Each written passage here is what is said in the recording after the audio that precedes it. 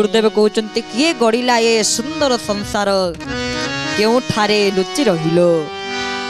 गोटे सुंदर भाव स्रष्टा पुरुष से सृष्टि को तैयारी करदेले आ निजे लुचिकी रहीगले प्रकाशित हेले नाही। किए गढ़िला ये सुंदर संसार केउठारे लुचि रहिलो धन्य से बिंधाणी विचित्र करणे तापरी आउ के नाइलो तापरी किए अछि जगत रे तो से भगवान को कल्पना करबा असंभव। देखो भगवान केते खाद्य मध्य सृष्टि करिसंती कोन पनिपरिवार अभाव अछि भारतीय संस्कृति रे कोन नाही अभाव एठी सब अछि कि गोटे निरीह जीव को हत्या करी ताको खाइबाटा केते दूर यथार्थ। भागवत रे मध्य जगन्नाथ दास कहिसंती माछ मांस सुरा पान गोविंद ए ओटे असुर भोजन गोविंद गोविंद गोविंद गोविंद गोविंद पदु गळुछि मकरंद गोविंद बोले